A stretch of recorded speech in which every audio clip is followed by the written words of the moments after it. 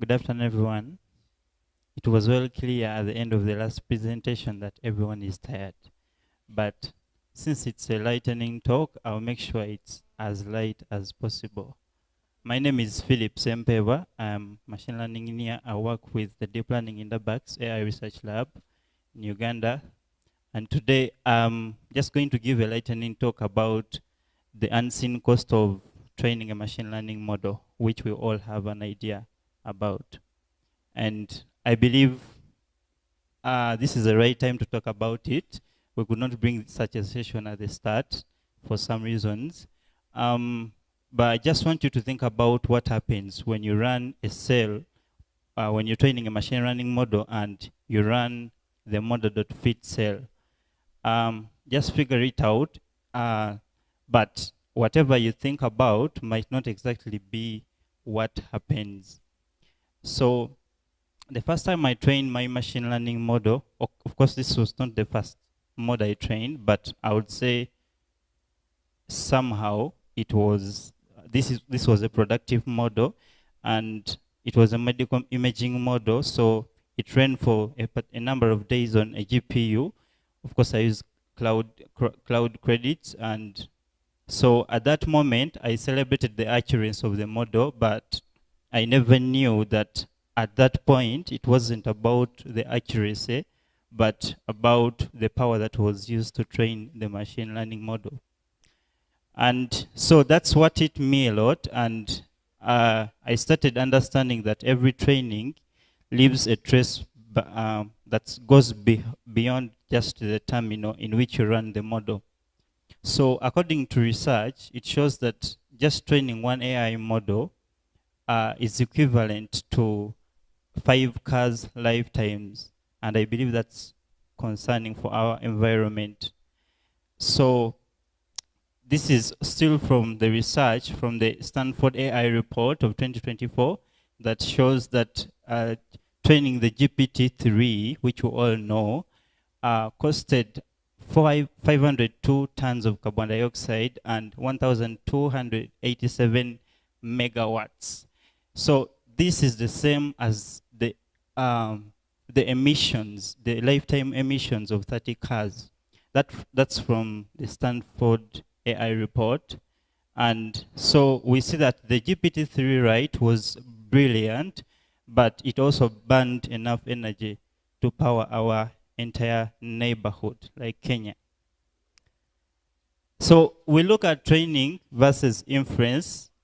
Now, with training a model, we all know that in machine learning, you have to train a model, and then after deployment, people will start making inference to that model. But we need to compare, we need to make a comparison between these two. So training is a one-time cost that you do once and you don't train again, maybe if you're fine-tuning the model. But inference happens, this is billions of predictions and billions of watts of energy. I don't know if you have ever seen some quote around the internet that has to do with every prompt that you make to ChatGPT costs something. So some of us who are very funny, I come to ChatGPT, I tell it, hey, it replies. I tell you, how are you? It replies. I again ask it, hey. That single prompt that you're making, or the inferences, costs a lot in terms of energy. So we talk about the training cost, but at times we ignore the drainage that we get after the deployment of our models. So Google estimated that the energy of the energy that is used in AI for training, just 60% goes to the inference and only 40% goes to the training. So just imagine what, in most cases, you train the model once, and then for over time, just imagine since the GPT-3 model was developed, how many inferences have been made to this model? And what does that cost us, or what does that cost the environment in terms of sustainability and all that? So we look at the global picture, and there is a report that says that by 2027, AI could consume as much power as the Netherlands. And that's how much energy that is estimated. So without change, That means that AI might speed up the climate crisis that is supposed to fix. So we see that the footprint of AI is scaling faster than our renewables, and we are chasing intelligence while outrunning sustainability. So we look at the hidden cost of training a machine learning model. I don't know if we have looked at some of the infrastructure that is used to train machine learning models, or some setups of data centers, but just cooling a GPT-3 used an estimate of 700,000 liters of fresh water. Isn't that enough for all of us to take a shower for years? So you can see the cost of training these machine learning models to our environment. So AI, artificial intelligence, is thirsty, and every prompt that we send can quietly cost a few liters of clean water. And in a warming world, that's a cost that we cannot ignore. So one of the reasons as to why I give this keynote talk is I want us, as we go out from what we have learned, we need to also know how we are going to develop machine learning models in a sustainable environment. So we envision to move from red AI to green AI. We all know that we can, as Africa or Uganda, we can never beat, I can say, Western countries in terms of infrastructure and all that. But how can we beat them? We can beat the Western countries that have invested billions in AI by maintaining sustainability of these models. So the new benchmark for intelligence is not just about size, but it's about the efficiency of these models.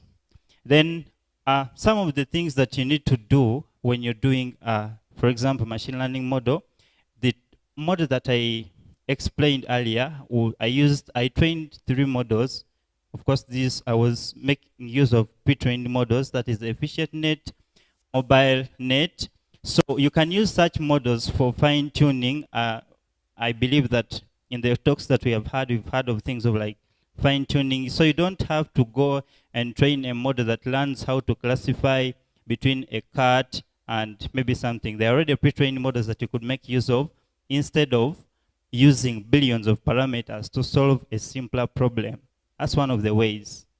And also, the location of our setups also matters a lot, though this is at a high level, especially for policymakers. So I'll not give a lot about that. And so when I was making this research, I tried to make some live demos that I would want to encourage us. Maybe if we have some people who do develop ML models, we need a way of tracking our carbon emissions when you are training machine learning models.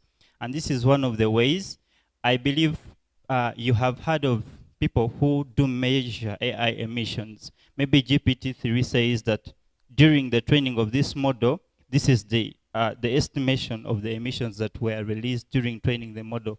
So in this example, I trained a simple classifier model, and I used the code carbon and to monitor the CPU, the GPU, and the RAM usage, and also the real footprint.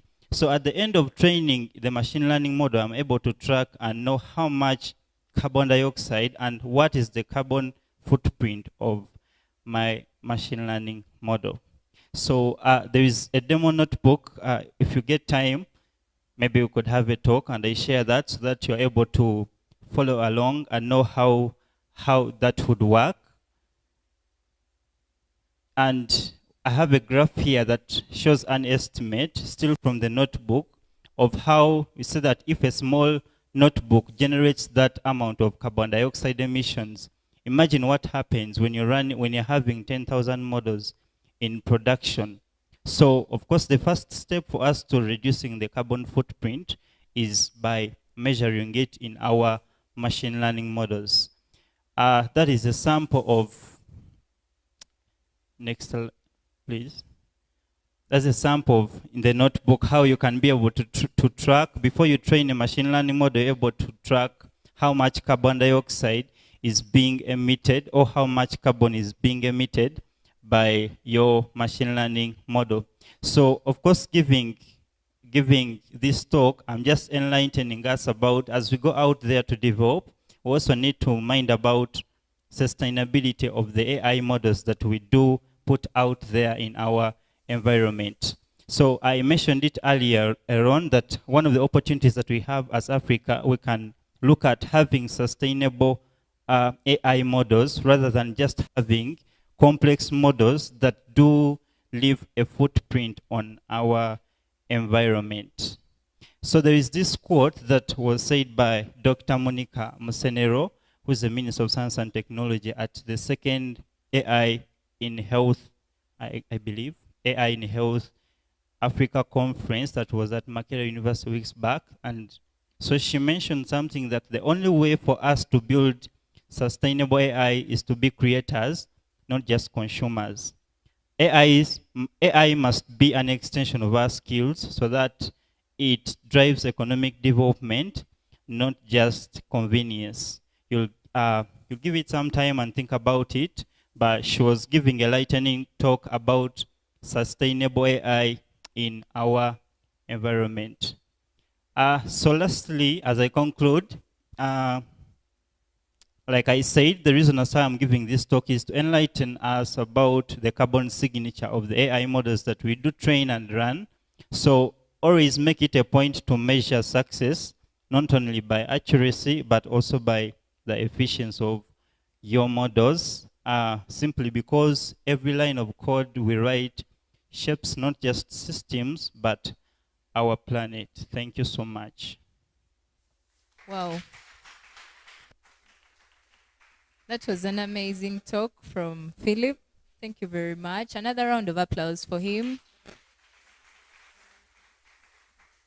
I don't know if you guys have also had a good time with this talk like I have, but this talk has really showed me that as we code, as we, use our PCs, every single time there is, something that we are, emitting. There's something that we are maybe affecting the environment with, even knowingly and unknowingly.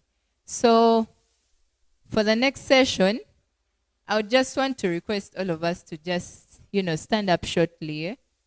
We just shake off, because this session, trust me, you're not ready.